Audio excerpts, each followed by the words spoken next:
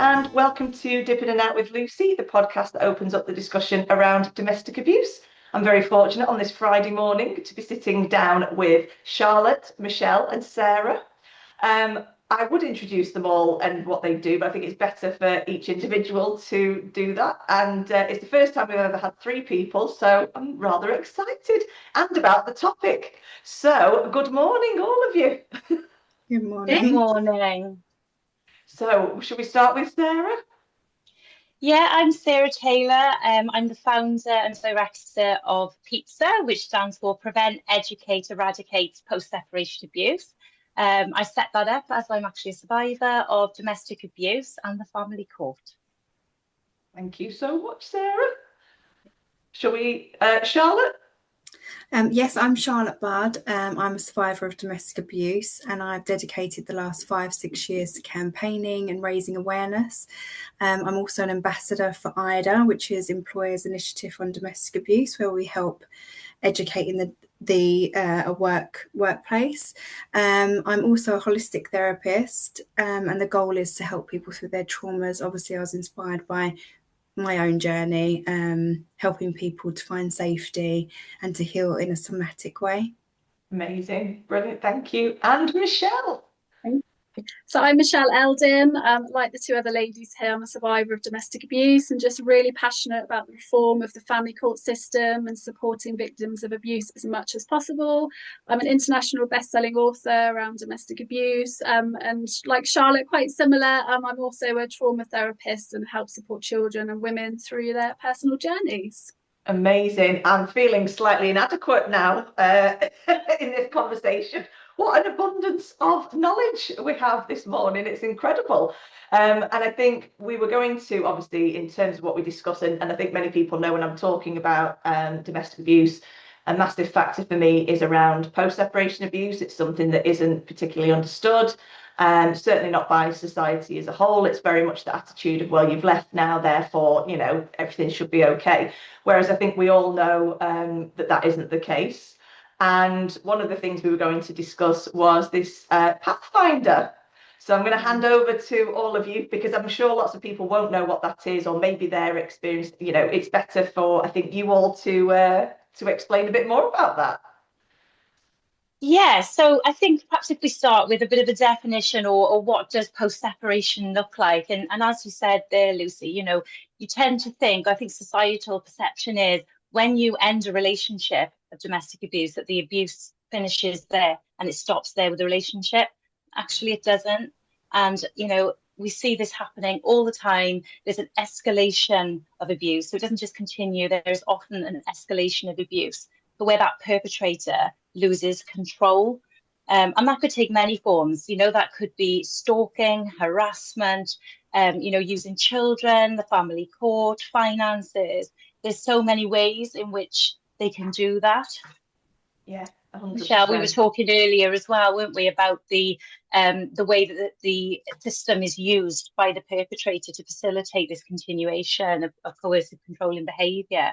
Yeah, no, absolutely. And I think for me, it's about, obviously, that abuse moves from kind of behind closed doors, i.e. in the home, to actually more public, you know, using institutions, as Sarah said, you know, like the family courts, even children's schools, you know, victims' employers, the benefit system, you know, CMS, child maintenance. It's sadly not just then limited to that. And I think the whole kind of reason for that is the perpetrator will then try and kind of tarnish the victim's kind of, you know, image within that, moving forward, again, to retain power, to retain control of that victim, or to almost punish them for leaving the relationship and trying to move on, which I think is where this conversation is so important, because that education, not only for the victims, but then for those organisations, institutions that the perpetrator then will kind of move their narrative towards, they need to understand kind of the patterns of behaviour to look out for. Yeah, definitely. And I think along with that, and I'm sure you'll all know this yourselves anyway, but for anybody who doesn't, who's listening, is, you know, unfortunately society thinks, well, these institutions are there to protect the children, are there to protect, you know, the victim, survivor. And unfortunately, we're seeing more and more and more now that that isn't the case. And I think, you all have your own experiences of that. And I often say to people when they have asked me in the past, I would say the truth is stranger than fiction. So if somebody comes to me and says, look, you're not going to believe what I'm about to tell you, I will always say, I 100% believe you, because the things that I have witnessed myself, the things I've heard, I think that's why society struggles, because I don't think they can believe that this will be allowed to happen. And it's happening every day. It's happening right now while we're recording this. It is unfortunately an epidemic that is worldwide. I do episodes with people from across the globe, and it's the same the world over. And that's the thing I think that frightens me the most. Yeah, I think for me, from a personal point of view, post-separation really shocked me, because I thought that I'd done the right thing by leaving, and I thought I was really determined to be strong and independent, and it really shocked me and it really wore me down, that post-separation that went on for many, many years. And obviously the family courts became a part of that in my own journey. And when we look about victims leaving and then them finding safety, which is absolutely imperative for their own healing, and in the end of the day, everybody deserves to be safe. That's a basic human right. We need to look at the systems surrounding that then entrap victims in that post-separation abuse. And obviously there are many institutions that do that, from the police to the CPS to child maintenance to, and of course what we're discussing today is the family courts, which is why we decided to campaign for better rights for victims and their children in the family courts. Yeah, definitely. Absolutely. And I also think as well, like with the this, oh sorry, I forgot where I was. I'm sorry. Don't worry. Yeah, sorry. I was going to say, with the pressure on the victims to leave. So when they're in these domestic abusive relationships, there's a lot of pressure by social workers, for these relationships to end, and, to get the victim to flee that domestic abuse and take their children out of that situation. And as Charlotte said, the system is then not working, because what's actually happening then is, they end up in family court, and then the family court basically put the children back with that perpetrator who they were pressured to leave in the first place. So the system in that respect is simply not working. I mean, the victim, how is the victim supposed to navigate that? On the one hand, they've got to safeguard their children, and on the other hand, they've got to promote this relationship with somebody that they disclose as a domestic abuser, their abuser, 100%. And something that just came to my mind when you were saying it, two things. One was when Charlotte mentioned about the exhaustion. I don't think, unless you've been through it, I don't think anyone can understand truly how exhausting the family court is, mentally, physically, emotionally. And just because a hearing has ended, or maybe that particular final hearing, that isn't the end. And the victim survivor knows it's not the end. They know it's just a pause until the next time. And like you just said then, Sarah, about it's that catch-22 as well. So if a child says, I don't want to go to X, Y, and Z this weekend, this holiday, whatever, and the parent, the protective parent says, okay, then they're in breach of the order. But then when they send that child, well, why did you send that child? So if CAFCAS are involved, so it's this constant cycle of psychological abuse that the victim survivor is being put through by the systems that are there to protect them. And I think that's what is the most frightening thing to me, is you're there to, many victims and survivors have lived in a world where they believe authority is true, is the answer, because they've lived with that authority from the perpetrator. And to find out that those systems are actually not protecting them is just devastating. No, absolutely. And I think, from personal experience myself and just speaking to other ladies, that's probably the worst thing, actually, Lucy, is just you think there's, lots of organisations out there who are going to look at the evidence and go, oh, crikey, there's domestic abuse here. Can understand why you feel like that, understand why your child feels like that, and then put those pieces of the puzzle together. But actually, from the family court's perspective, and again, my own experiences, all the professionals did was side with the abuser, write, fictitious reports, biased reports that sided with the abuser, and then use my child and I, almost like scapegoated us as if we were the problem. And, from a child's perspective, especially, but obviously as the kind of, survivor of abuse as well, it's the worst thing ever, because like you said, you go into those proceedings, with full faith, thinking, you're going to be protected, the courts primarily narrative is to act in the best interest of the child. But from many experiences I've personally had, but again, speaking to others, it's far from that. You know, it's just, there's no best interest of the child. It's just almost contact at all costs. And the laws that are in place now aren't utilised to actually protect the survivors or the children either. No, I think Absolutely. the biggest issue that we've always discussed and that we campaign for is the transparency and lack of accountability for judges, because the laws are there. And in 2020, we had the domestic abuse bill, which was recognised that there are issues in the family court system, really severe issues. And obviously, there was the report from the Ministry of Justice. So we are aware that there's an issue. The government are aware that there's an issue, and those judges in those family courtrooms are aware of those issues.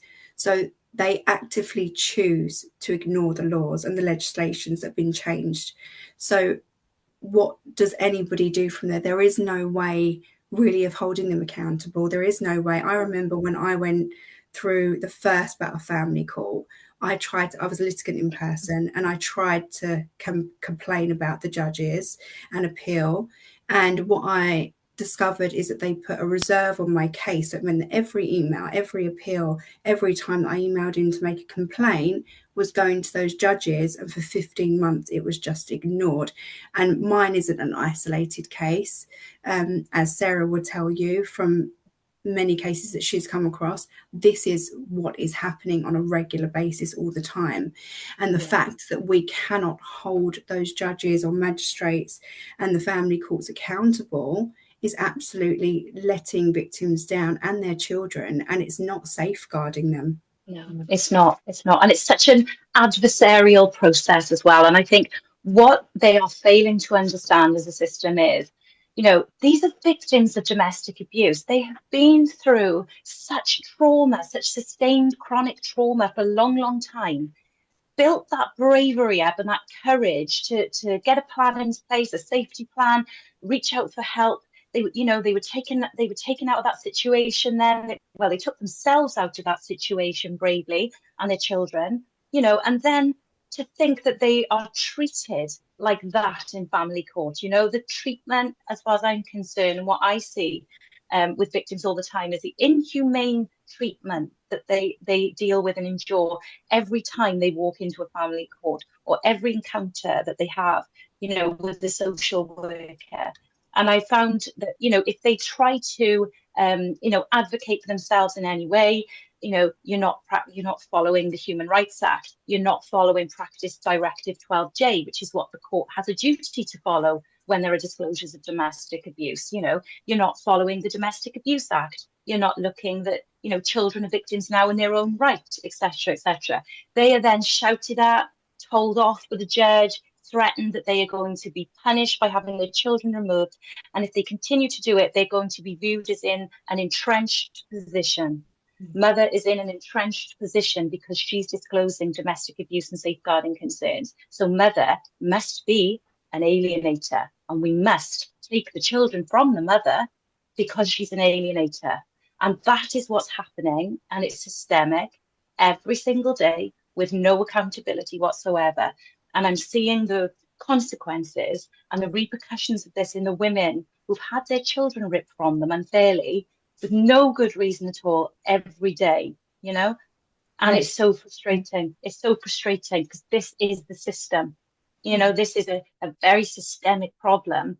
And it needs a whole culture shift. It needs an entirely, a huge change in the system. Because at the moment it's stuck. It's stuck. Yeah. They are entrenched. The system is entrenched, not the victims. Yeah, and that's exactly it. And you know, again, when you talk to a lot of victims and survivors, and it's such a good point you're making there. For many, they don't know that what they've been experiencing is abuse.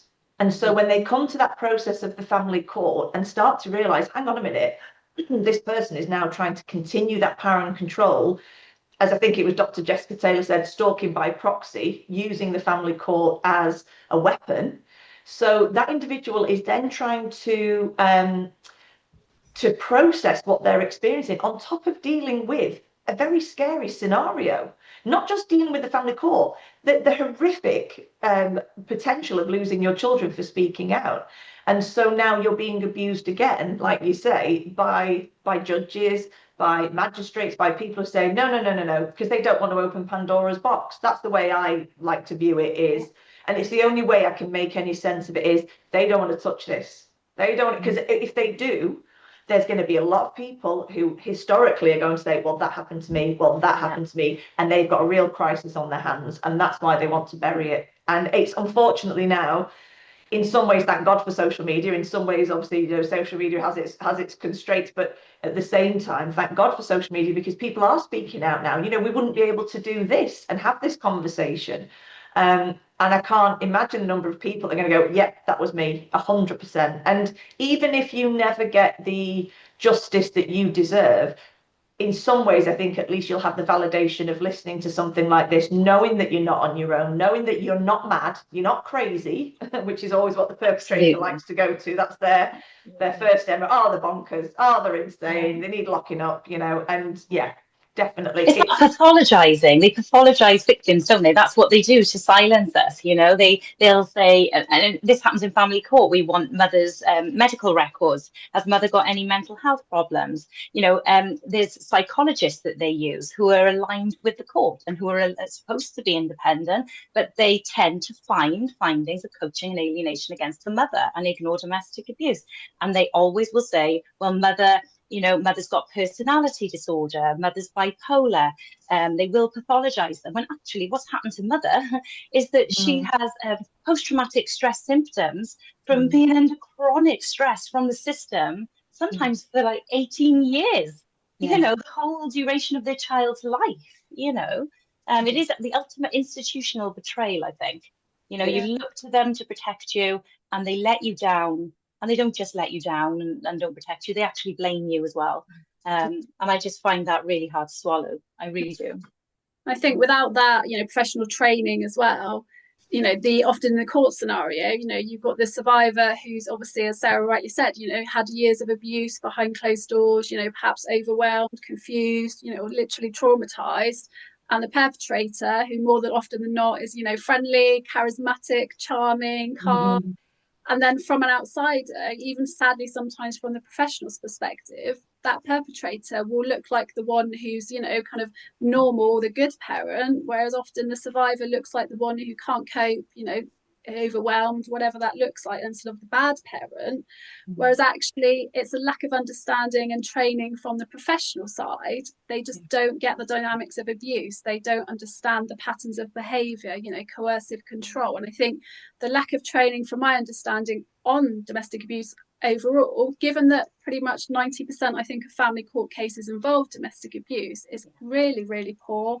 I think we definitely need more training from the professionals like CAFCAS, social workers, but also, like Charlotte said, we need accountability, because you can have all the training in the world, all the laws in the world, but less people are adhering to it, and it's people are held accountable, and the family courts are transparent, i.e., we don't have to be quiet about everything, they're open for the public to see what goes on, then I don't believe personally anything will change until those changes take place.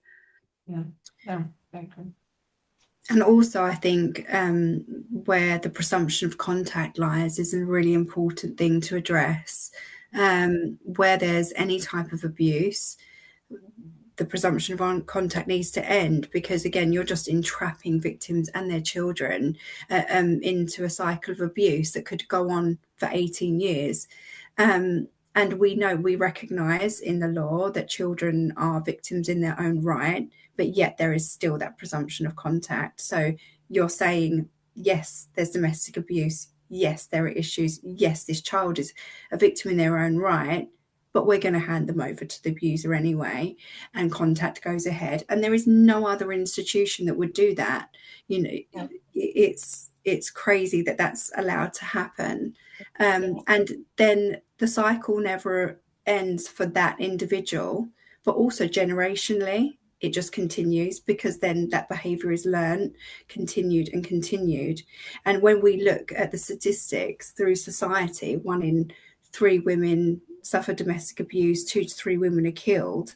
what are we doing? The impact of these decisions in those family courts are having a much wider effect on society, and the statistics around domestic abuse, that continuation and that entrapping victims and continuating that cycle of abuse for many years and generations. Yeah, I absolutely agree. And I do think what ends up happening for children as well, in particular, like you say, is if they do speak out, regardless of whether they're 5, 6, 7, 8, 9, 10, 15, whatever age they are, the first thing the perpetrator will do is flip it straight back on to the victim survivor and say they're weaponizing the children. How many times have I heard that word weaponized? They're weaponizing the children against me. And like you say, it's and having that presumption of contact, that child is then saying, but hang on, this is my safe space, and you're making me go to this place where I know I'm traumatized by the sights, the smells, the sounds, the tone that I'm spoken to in, the, you know, if it's grabbing them by the, whatever it is, how that parent chooses to behave as an abuser, that child then, it's that relationship between them and their safe person. And that, as you say, it can go on for many, many, many years. But the first thing a perpetrator will do is say, well, they've weaponized them against me. Not, it never happened. And how many times have I heard that? It never happened. The children are making it up. They're imagining it. Yeah, it's Darvo, isn't it? It's classic Darvo. Yeah. You know, they're denying, they're attacking, they're reversing victim offender. It's classic abusive techniques. We know that that's what they do, and they do it in family courts. You know, they do it, and sadly, a lot of the professionals and the system does it as well. And they always flip it back. And the other thing is, you know, parental alienation. When somebody is accused, usually a mother is accused of parental alienation, alienating behaviours, coaching, etc. Even though the children are meant to have, you know, their wishes and feelings heard, etc., you know, they're not listened to then, because they're saying, well, actually, if mum's coaching them, mum's told them to say that. So the children could be telling them about disclosures of child sexual abuse. They could be telling them about the most serious of harm that may have happened to them. And their voice, again, is completely silenced. Darvo, mum gets the blame for it, silenced, you know. And very often, I think in nearly every case, I was speaking to a family law solicitor the other day, in nearly every case where child sexual abuse is raised, whether it be by the child or by anybody else, it doesn't even have to be the mother. But when that happens, the chances are there's going to be a reversal or a change in residency, and that child will be forced to live with the very person who these claims about child sexual abuse, you know, they committed it potentially in the first place, and they're putting them to live with these people. You know, it doesn't make any sense to me at all. Listen to the children, you know. I understand there's got to be a balance. Of course, there's got to be a balance, because sometimes the child will align with a perpetrator to protect themselves. I understand that as well. But if you understand coercive control and domestic behaviour and the dynamics around that, then you'll have a better understanding of whether the child is aligning with a perpetrator, or if the child, you know, is speaking the truth, you know. And I think, again, it comes down to that education, doesn't it, on coercive control and what that looks like as well.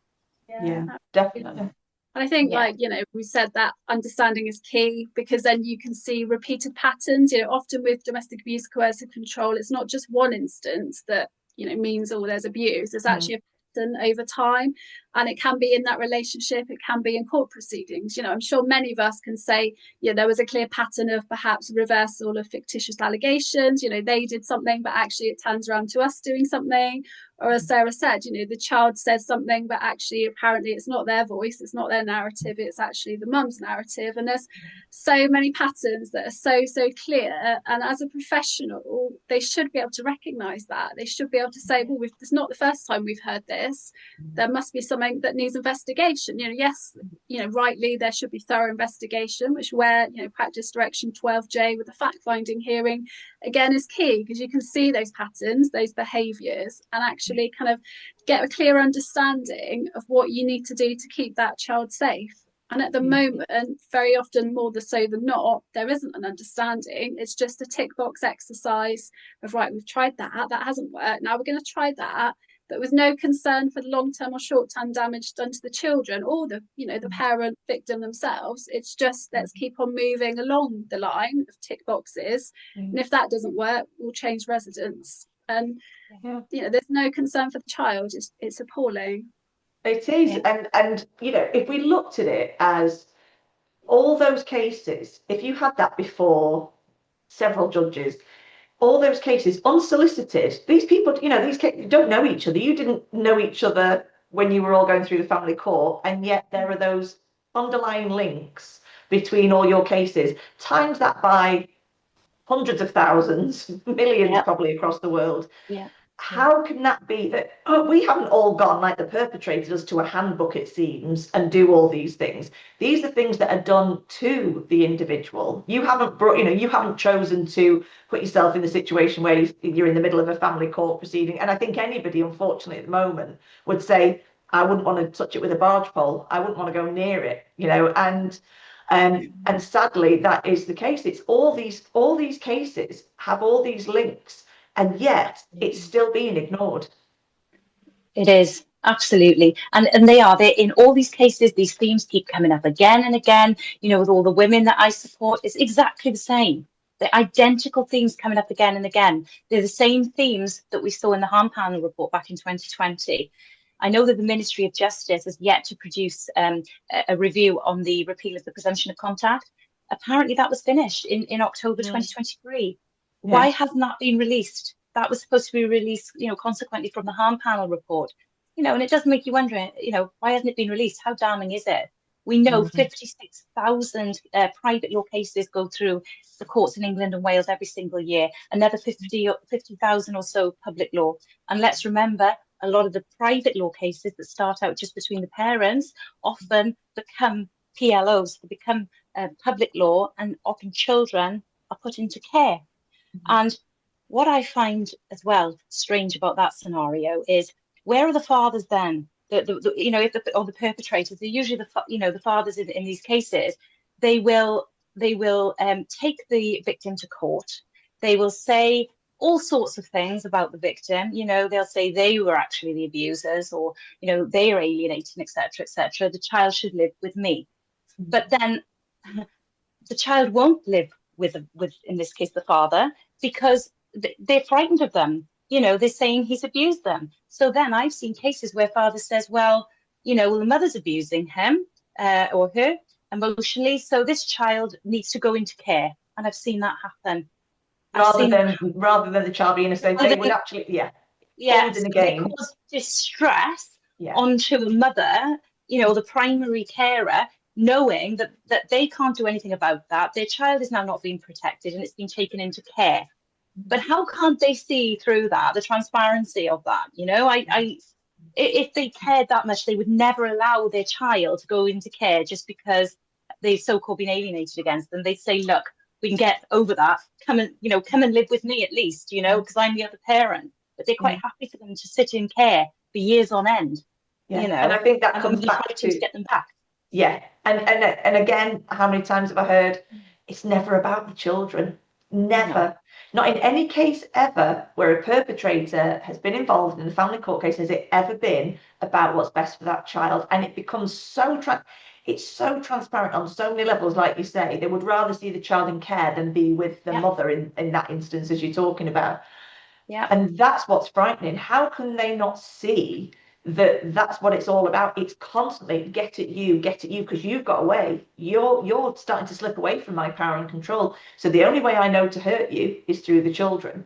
And I will keep doing it. And unfortunately, because of the family court process, like you say, I don't think, again, society realizes this is something that goes on for decades. And even when the court order falls away, as they say, at 16, and, you know, realistically, the child by 16, you know, you're not going to be able to force them to go regardless.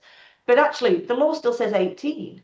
So you've got a child there who may be a very obedient child that says, well, I'm going to have to do it because I don't want you getting in trouble. So I will go for those those really formative years of their life where they're shaping their opinions and their thoughts on life. And so it's so unbelievably frightening to see that this is something. And then once the court process is all finished and the children no longer involved, it doesn't stop. And I think that's something else people don't realise is, oh, well, when the courts are out of it, you'll be okay. That perpetrator, and that's why I think it's so important for people to really be aware, especially if you're listening to this and you are in a situation where you think you're experiencing this. seek support, seek help, because the individual is not going to stop just because the process has stopped.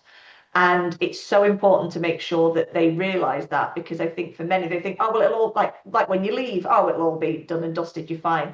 That perpetrator isn't going to let go that easily. If they haven't let go for 18 years, they're not all of a sudden going to stop. No. I think It's that's where about it's important. control.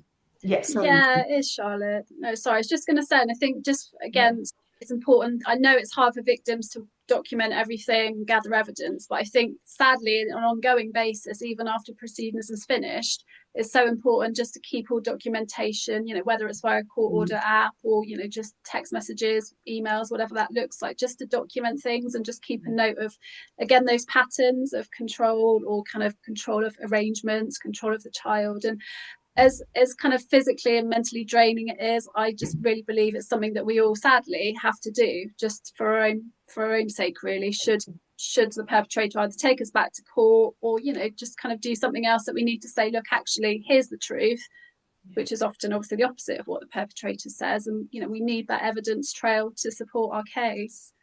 Yeah, absolutely. Because it is about control. And like you said, Lucy, it can go on for so many years, and the damage that is caused to both the victim and the child is awful. And because safe parents are literally expected to pick their children up screaming at times and physically put them in a car. And, you know, and this is court ordered, this is state sanctioned abuse, and it goes on from both the institutions and the perpetrator. And like you said, it can go on and on and on. And like Michelle said, keeping records is really vital. And I always advise people to journal as well for their own mental health, to kind of try and get some of it out. But also to keep a record of everything that's going on all the time.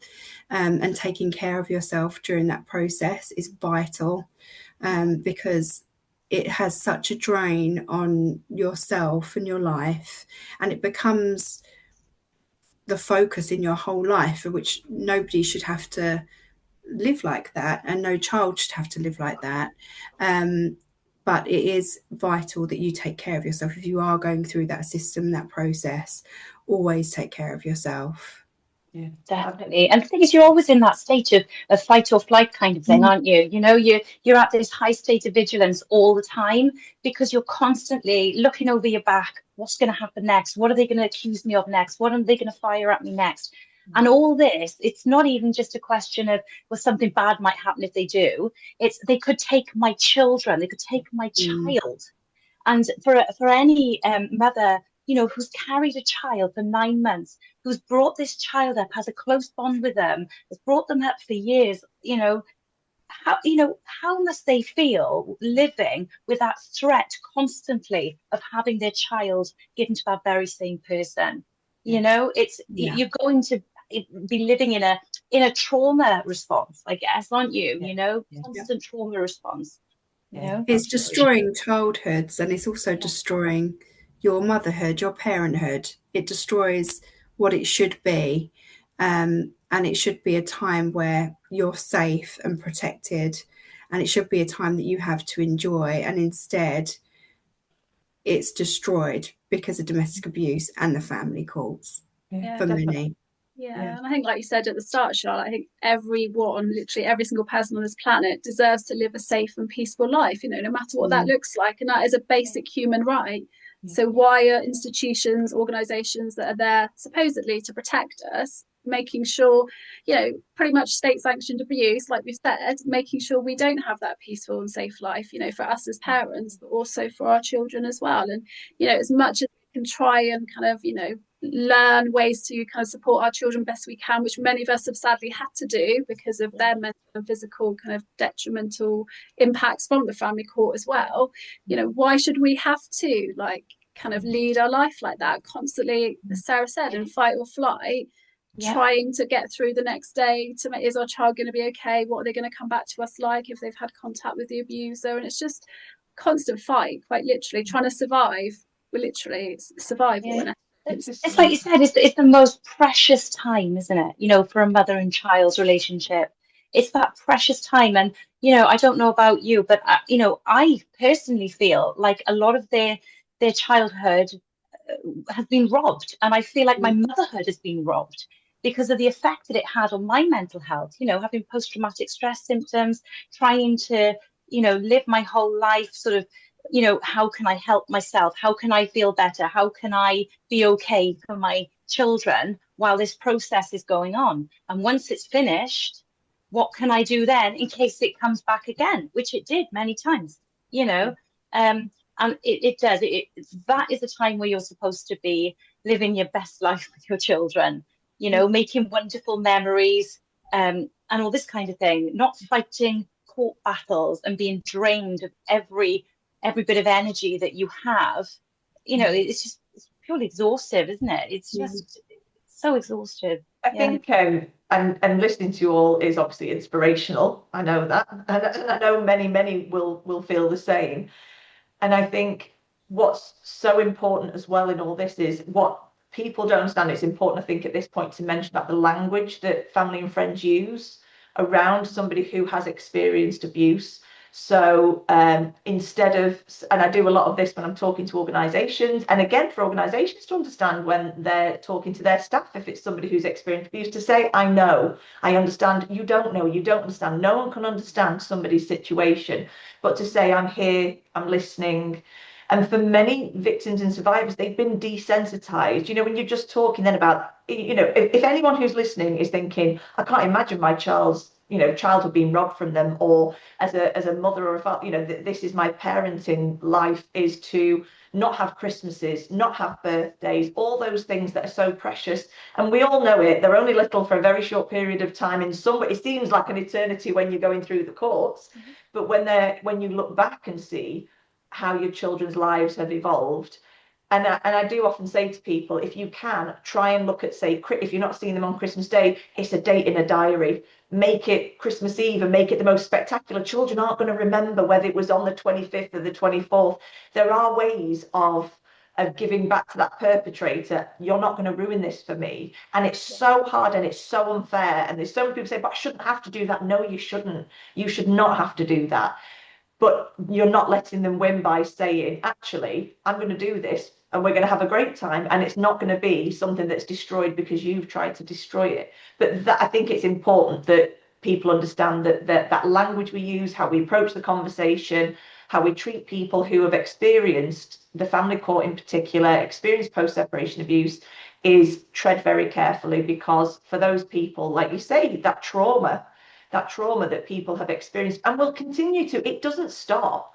I always say that there's no expiration date. It goes on and on and on, and it can impact somebody many years. I've had messages from people saying, I was in the family court 15, 20 years ago, and I'm now actually processing it. That's a huge chunk of your life to lose to it. And I do think it's important as a society, we listen more than we judge. I think I always say to lead with validation and compassion, and then you can't go wrong. Nobody can not everybody is a domestic abuse expert. Not everyone is going to understand the complexities. But if you lead with compassion and validation, they're some of the most important things that you can give to any victim, survivor, anyone who's going through the family court process. Like you said, it's very difficult for people to really understand the impact of that. And like you said, it's not going away. It's not something that you can just switch off.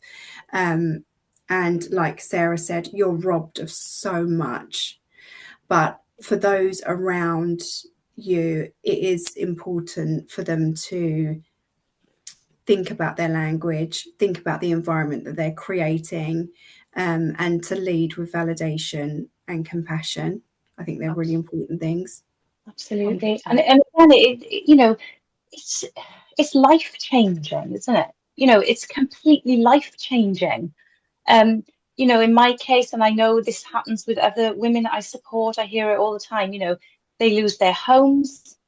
You know, they end up having to lose their careers, because they either lose their careers because they've been found to be emotionally harming their children from parental alienation, so they lose their careers.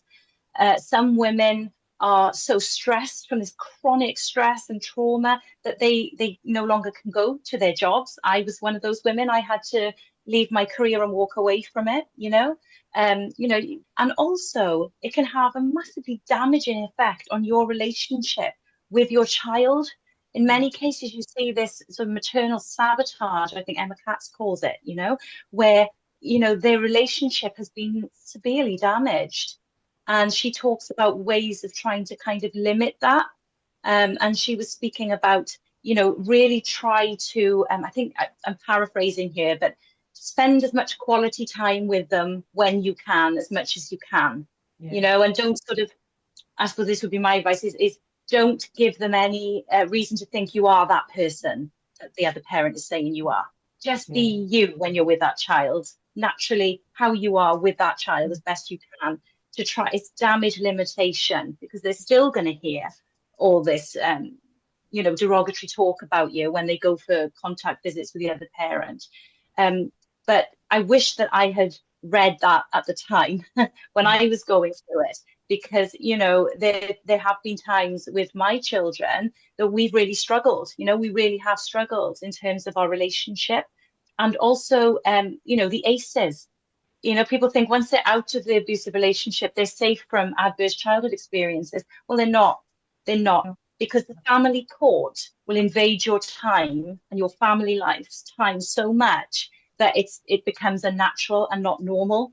You'll have perhaps social workers coming out to visit you, or you'll have CAFCAS workers coming out to visit you, or you'll be court ordered to do parenting type courses. You'll be court ordered for different organizations to come in and work with your children. And before you know it, you've got so many people involved in your home, in your life, and you've got to accommodate that, because if you don't, they're making reports against you to the court. So that's affecting my children. The school refusal, trauma effects. It's a massive impact on my children as well, and I see it all around me with the women that I support. Huge detrimental effect on them. I do think as well, schools are another, you just touched on it there in terms of with the children and school refusal. I think it should be mandatory for schools, head teachers, staff to all have training. I found out when I was working for my local domestic abuse charity, and then when I had one of the C.I.P, which for anyone, you all know, but children and young persons, an intervention worker, and she's one of the managers. She came onto the podcast and was talking about how it isn't compulsory. She approaches the schools, the primary schools, the colleges, and they don't always want the support, which is quite frightening, because it makes me think it doesn't mean that a headmaster or a headmistress or anybody can't be a perpetrator. And very often those in positions of authority are. And I think to me, it should be compulsory. Teachers they spend so much time with those children. Oh, they're just being a bit quiet. Maybe actually they're processing the fact that they've got to go this weekend to that perpetrator parent. And it doesn't just happen on that Friday evening, it can start on the Monday. And then you have that escalation of going, then you have them come back and you have that de-escalation of trying to bring that child back to the safe space and know that they're in that safe space. And for children, and I truly believe this, I think if you're in year 6 and you're learning about sex education, why can't you be learning about domestic abuse, but in a way that's child appropriate? Because if you have abusive friendships in the playground, who's to say that statistically, if we talk about statistics of how many perpetrators, how many victim survivors, in that classroom of 33 children, somebody eventually is going to be a victim and somebody eventually is going to be a perpetrator. And so why are we not talking about this more with children to an extent that they can think, actually, I do experience that hope because I am spoken to like that. I am treated like that, or treated differently from my sibling, etc., etc.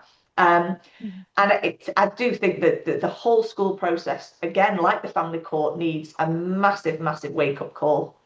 Absolutely. Yeah, definitely. And I think as well, they try to kind of, send fines home to parents as if that's going to magically sort everything out. These parents, which takes me on to another point, actually, is some of these parents are paying huge legal fees just to keep their children safe. Like I said, they've lost their home, they're ending up using food banks, they've lost their career. They could be paying, north of £1,000 a month. They may be getting, paying more legal fees than the money they're getting in to live. So to say, oh, well, if you pay a fine, then perhaps that will sort everything out. You'll make your child go to school, but that doesn't solve the problem. No. That doesn't solve the problem. It just makes things worse. It's all about conversation, about healthy relationships in school, having, age appropriate, having the right interventions, a holistic approach to each child. Yes, I know they're a school, but if they want to clamp down on school attendance and behaviour in school, then they'd be better off to invest some time and effort into this, because in the long run, that will be helpful to them as a school and the children, and that maintaining a relationship between the parents and the school, and the staff. It's Yeah, the interesting. fact that they don't have domestic abuse training for teachers is shocking, because it's 1 in 5 children that experience domestic abuse, and they are at school 5 days a week for however many hours a day. So that's a huge chunk of their life. And I think the problem is that most teachers or safeguarding teachers in the school are looking for children who are sort of sitting there rocking in the corner and showing real obvious signs, where we know that children that are, say, for instance, experiencing coercive controlling behaviour or emotional abuse, or they're anxious about having to go to contact with a perpetrator, they're going to show very different signs. It might be separation anxiety, other types of anxiety, but there will be signs, and being able to spot those is absolutely crucial for schools, and the impact that they would then have also through proceedings, because they then have a knock-on effect on those proceedings as well. And it's about early prevention, how we educate young people around domestic abuse and healthy relationships. And I do a lot of talks in local colleges in my area, and we always get really good feedback from the students there, but we also get a lot of disclosures, which shows that from a really young age, they're experiencing sexual abuse, domestic abuse, coercive controlling behaviour, and some of them have more understanding than others. Some don't understand it. So it's really important to have that early prevention. Schools are a really key component in that shift culturally and how we approach domestic abuse. Definitely. And this is where we need that joined up approach, don't we? We need it all linking together. And again, something that's just popped into my head is, how many times does a victim survivor have to repeat themselves to different organisations, to different systems, to whether it's school, CAFCAS, family court, police, child maintenance? These are things. And then somebody within that organisation moves position. So then you have to start all over again. I mean, that within itself is exhausting. And I'm not saying that in life people don't move jobs or things don't happen and we have to repeat ourselves. It's true. But if we know that a child or a parent, if something is going on and domestic abuse has been disclosed, why are we not taking this more seriously? It's treated as if it's just we know it's he said, she said scenario. We hear that time and time and time again. And that's the get out clause, isn't it? Oh, well, it's just it's conflict. It's a toxic relationship. It's a this, it's a that. It's always the easy get out clauses. Yeah, and they're working in silo, aren't they? That's the problem. They're all working in silo. The judiciary's working in silo, the solicitors are working in silo, the social workers are working in silo, and I think sometimes the victims are the last people to find out what's going on as well. They're not being kept in the loop. And it's easier then for people to kind of twist things and use Darvo, because they're not kept in the loop a lot of the time about what's actually going on with them and their child, Definitely not.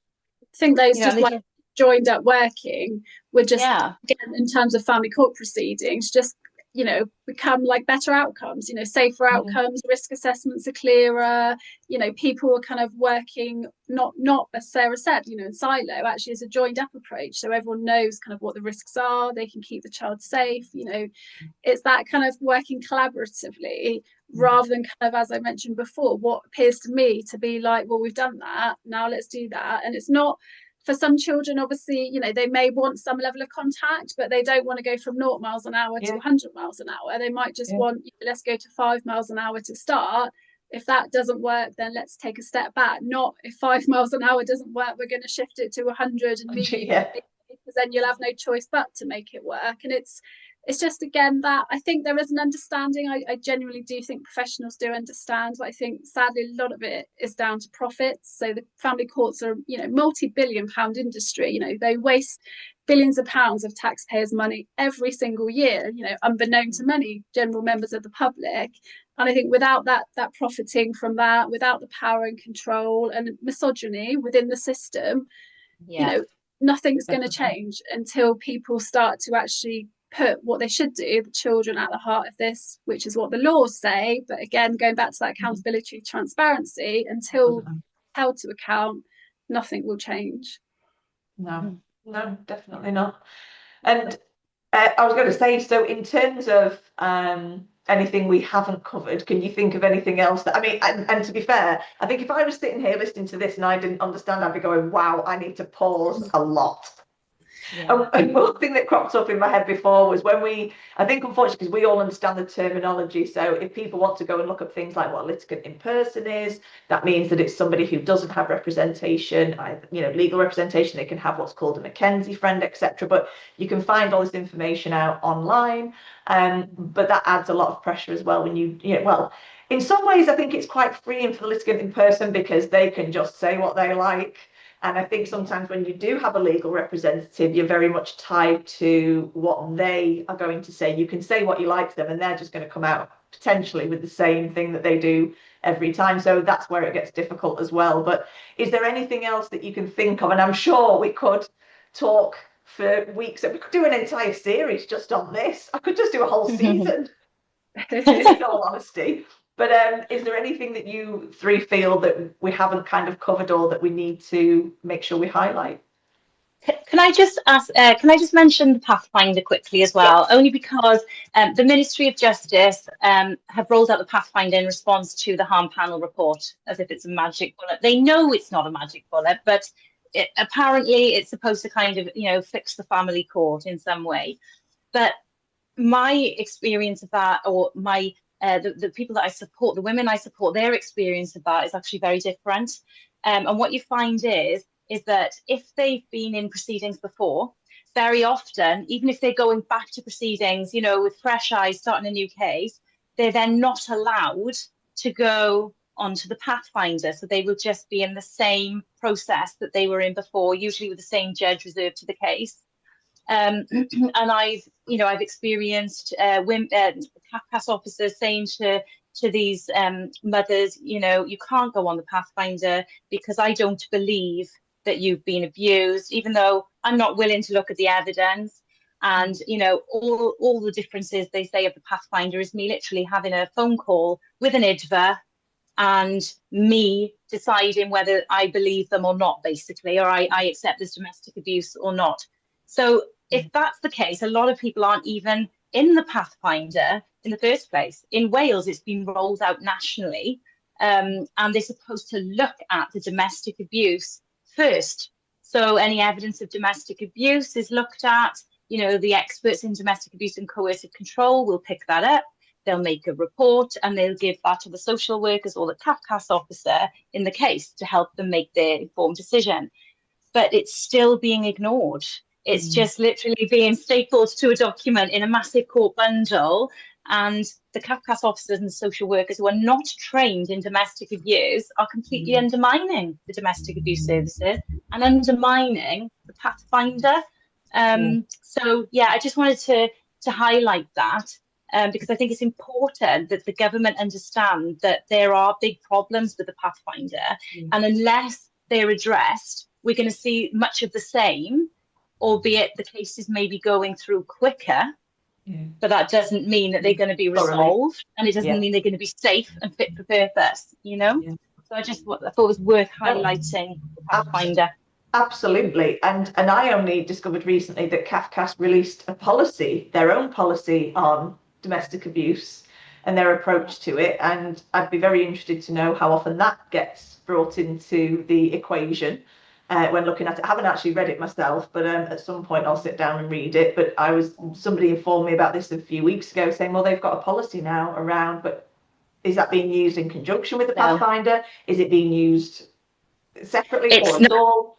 From what I've seen, because Wales, CAPCAS Cymru have just released new guidance as well. as CAPCAF England. And from what I'm seeing, it's been completely ignored in nearly every case, being completely ignored. And it's another situation where the victim will say, but what about the policy? And they'll get told off, silence, stop going on about that, in the same way as they do human rights law, Practice Directive 12J, the Domestic Abuse Act, children's rights in their own, in their own right, victims in their own rights. It's exactly the same. They're doing exactly the same with that from what I've seen. So it needs a big culture shift. It really, really does. Yeah. And I think it's important then for people to know that if you are on the process of looking at this Pathfinder, maybe, you know, do a bit more homework and read up on it and get help and advice, because there are quite a few law firms out there that are, you know, you do the 30-minute free kind of consultation talk. There's also solicitors out there now doing a lot of pro bono work, doing a lot of work where they are willing to, because they understand how serious this is as an issue. And also, you know, if you can utilize, if you do have a local domestic abuse charity, support service, whether it's either whoever it is, if you're in the workplace and you're concerned, you can, you know, I mean, I do have a lot on my website around a resources page with lots and lots of different resources on there for people, but there is support out there. And I do think if you are on your own and you're trying to navigate this, it's a very scary road, and all the support you can get, the better, definitely. And I'm just going to ask you all, I never do this, but I feel like it today. I don't know, maybe because it's Friday. But if you could all give one piece of advice to anybody that's listening now, and I always have this idea in my head, it's probably middle of the night, someone's listening, can't sleep, worried sick, what would that piece of advice be? I just would say, you know, surround yourself with good people, like genuine people who care about you, and look after yourself more than you've ever looked after anyone in your life going through this process. That's what I would say. Yeah, absolutely. Yeah. For me, I guess it would be about maintaining hope. So for some reason, I've always had hope that things will be okay. And there's been what I call like small miracles throughout my case, like thinking literally losing my child completely to our abuser, thinking, you know, life was over, that was that, to actually moving forward positively, or as positively as we can given the situation. So I think never lose that hope that it can take one flicker, one moment for things to change. So yeah, maintain as much hope as possible. Yeah, absolutely. Yeah, I think I would say be gentle with yourself, take care of yourself, get support. But also know, and it's really difficult when you're in this because it's so consuming, but this isn't the whole book. It can just be one chapter, and you can build a life around this. I have done that. I've built, I've studied and built, you know, I've worked and I've met somebody new. I've gone on to have another baby. I have built a life that I'm really, really proud of, despite of all of the trauma and everything that I went through. And I think if you can do that, try and have a life outside of it, because it's really important to do that, to keep yourself, some of yourself safe in some way. I love that. I love all of those. They need to go on t-shirts. It is that never give up, and none of you have given up, and you are a testament, each and every one of you, to the fact that there is hope. It is, isn't it? It is that hope factor, and as much as it can all seem lost from time to time, when we all have each other, it does definitely lift each other up and go, you know what, I'm not on my own and I can do this. And you can do it. Anyone can do it. So thank you all so much. I don't want to end. Thank you. It's been amazing. I think we'll have to do an update at some point. Definitely all get together again. But thank you all very, very much. You've been amazing. Thank you, Lucy. Where